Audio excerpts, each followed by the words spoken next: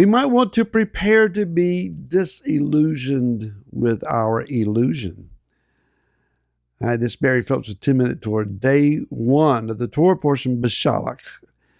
We are in Shemot, or Exodus chapter 13, beginning with verse 17, which says, "And it came to be when Pharaoh had let the people go, that Elohim did not lead them by the way of the land of the Philistines, though that was nearer.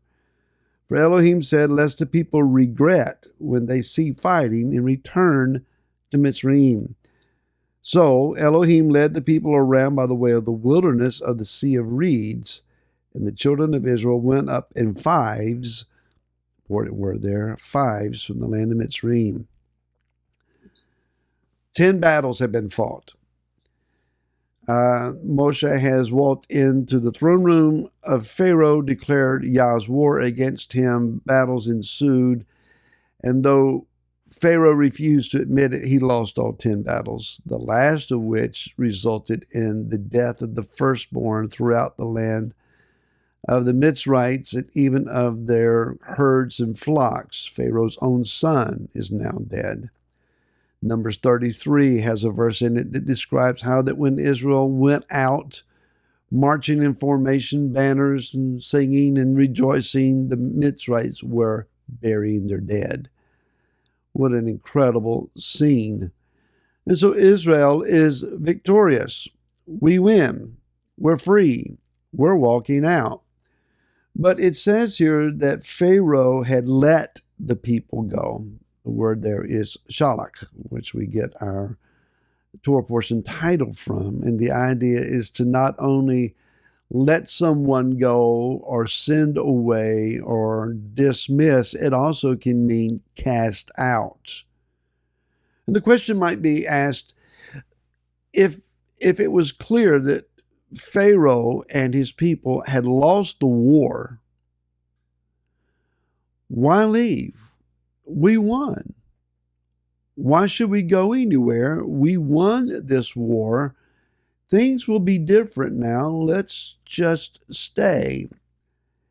And if we help rebuild the place, everything will be better. Do we want mere improvement or do we want deliverance? I've taught this before, but the greatest impediment, the greatest hurdle between you and total deliverance is improvement. There can be a point in time where things are better. They're not all that I want. They're not all that we're believing for, but they are better. So we will accept better and we will leave off the pursuit of total deliverance. What a fallacy. And so we become disillusioned with the illusion of total deliverance and we just accept what we have. Therefore, Yah had to utilize Pharaoh to drive the people out lest they stay. Let's imagine that here in the United States, or whatever country you might be living in, that there is a governmental shift of some sort. And the right people take office, at least right in our opinions. And the economy is dramatically improved. Freedom and personal liberties are freely granted. Taxes are lowered. Violence is gone. You feel safe walking in public. You have extra income that you can perhaps make the purchases that you've been putting off, or the investments or entrepreneurial startups that you've been wanting to do, but the economy was just bad. It's not a good time. Maybe we would even say that freedom of religion and expression and so forth have increased, and life is good. How much time do we spend in prayer at that point? How fervently are we seeking the Father's face? How urgently are we seeking to see the kingdom come? Perhaps we should realize then that negative world circumstances, ever how they may be appearing, could be that Yah is provoking our hearts to seek Him further, more fervently, more passionately, for complete and total deliverance. We cannot accept an election or political answer to world spiritual problems because it's, if at very best, a bad branded Band-Aid. It's not going to stop the bleeding. It's only going to hide it temporarily. You're not going to go into a booth and elect a fix. It can't be done. When it comes to the spiritual state of mankind, there's only one, Yah, who can deliver, and the world will not know total deliverance until the appearance of Yeshua, our Messiah, and He begins to reign as King. Even then, there will be those that will resist and must be dealt with. So man is going to be man. People are going to be people from now on. But we're not going to fix that. At least not politically, not financially, not scientifically. It just cannot be done. And so Yah has to use the Pharaoh version of casting out, pushing us, driving us until we come to the place that we're urgently calling for His kingdom. It says that in verse 18 that the people went up in fives.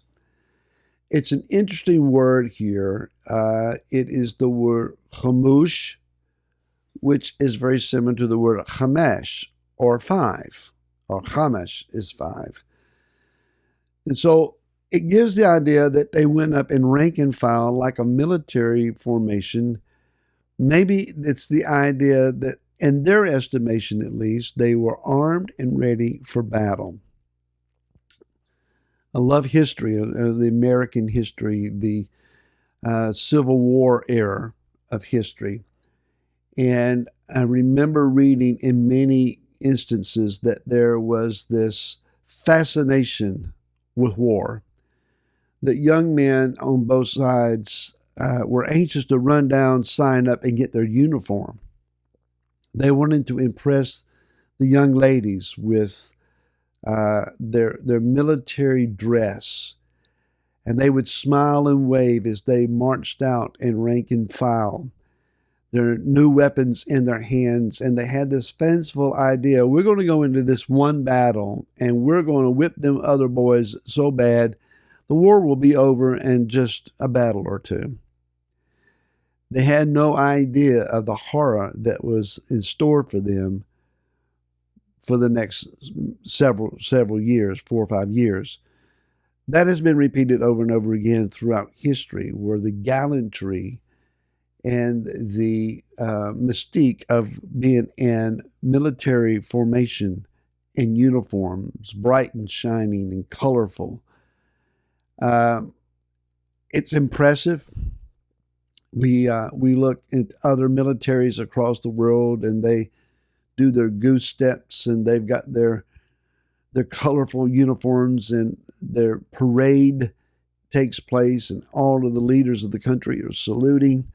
Military hardware is running down the streets. It's impressive until you get into actual combat and you realize that people are dying. The people you just marched with are laying dead and disfigured to your side.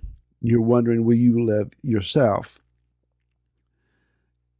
The illusion, you become disillusioned with it. The reality is, again, Yah has to allow circumstances in our world to come to the place where we are broken, contrite, and willing to cry out to Him enough that we're not impressed with ourselves. We're impressed with Him, His power, His might.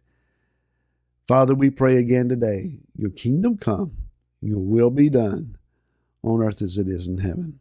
And we'll see you again tomorrow. So then, shalom.